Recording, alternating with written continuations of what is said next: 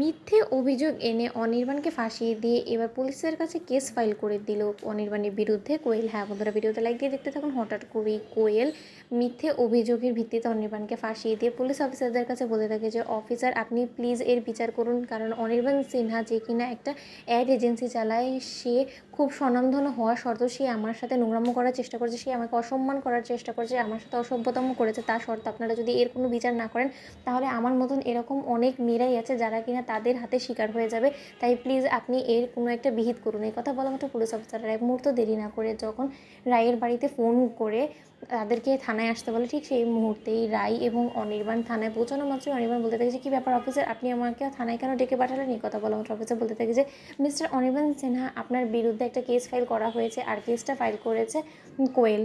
কোয়েলের অভিযোগ আপনার বিরুদ্ধে যে আপনি নাকি ওনাকে অসম্মান অপমান এবং আপনি নাকি ওনার সাথে অসভ্যতম করার চেষ্টা করেছেন, আর তার ভিত্তিতে আমরা আপনাকে অ্যারেস্ট করতে বাধ্য হচ্ছে। দেখে এই কথা বলা মাত্র রায় বলতে থাকে যে তুমি এতটা নিকৃষ্ট নির্লজ্জ বেহায়া মেয়ে সেটা আমি আগে থেকেই আন্দাজ করতে পেরেছিলাম, কিন্তু তুমি সত্যকার অর্থে এই যে অনির্বাণের কথার সাথে মিল রেখে তুমি এতটাই অসভ্য হয়ে যাবে সেটা আমি কোনোদিন কল্পনাও করতে পারিনি। তুমি শুধু শুধু মিথ্যে অভিযোগ এনে আমার হাজব্যান্ডকে আজকে হয়তো বা ফাঁসিয়ে তাকে চার দেয়ালের মধ্যে আটকে রাখতে পারবে, কিন্তু সেটা বেশি দিন নয় কোয়েল, সেটা খুব শীঘ্রই আমি আমার হাজব্যান্ডের কপাল থেকে এই নোংরা দুশ্চরিত্র হওয়ার তকমাটা মুছে দিয়ে সকলের সামনে ওকে নির্দোষ প্রমাণ করে নিয়ে এখান থেকে বাড়ি ফিরিয়ে নিয়ে যাব।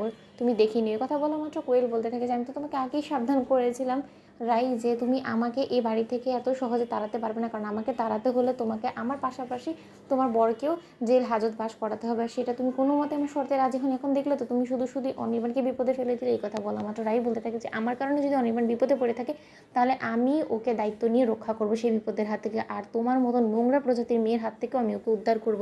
তুমি দেখে নিও আমার সিঁথি সিঁদুর এতটা ঠুমকো না, আমার সিঁথি সিঁদুরের জোরই আমার অনির্বাণকে আমার কাছে আরেকবার ফিরিয়ে দিব। থেকে এই কথা বলা মাত্র কোয়েল বলতে থাকে যে তাহলে আমিও দেখি যে তুমি কি করে এই কলঙ্কের তকমাটা অনির্বাণের কপাল থেকে মুছে দিয়ে অনির্বাণকে বেকাজুর খালাস করে বাড়ি ফিরিয়ে নিয়ে যাও, আমিও দেখবো। এবার তাহলে লড়াইটা মুখোমুখি হোক রাই।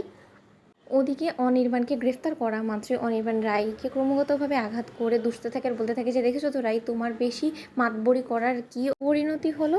এবার নিশ্চয়ই তুমি এই দায়টা অস্বীকার করে যেতে পারবে না যে তোমার কারণে আজকে গোটা সমাজের সামনে আমার নামে ছিছি পড়ে যাবে, আর সেটা সব কিছু আমাকে মুখ বুজে সহ্য করতে হবে কোনো রকম কোনো অপরাধ না করে। তখন এই কথা বলা মাত্র রায় বলতে থাকে যে আমার কারণে যদি তোমার কপালে এই নোংরা অপবাদটা লেগে থাকে তাহলে তোমাকে এই অভিযোগ থেকে মুক্তও করব আমি, আর সেই দায়িত্বটা আমি নিজ কাঁধে নিয়ে নিলাম। অনির্বাণ তুমি শুধু ওয়েট করো, কিছুদিনের মধ্যে আমি তোমাকে বেকসুর খালাস করে এখান থেকে নিয়ে যাব, আর ওই কোয়েলকে শাস্তির আওতায় কী করে আনতে হয় এবার আমি সেই ব্যবস্থাই করবো। দেখি কথা বললাম অনির্বাণ বলতে থাকে যে তাহলে ঠিক আছে, আমিও সেই অপেক্ষায় রইলাম রাই।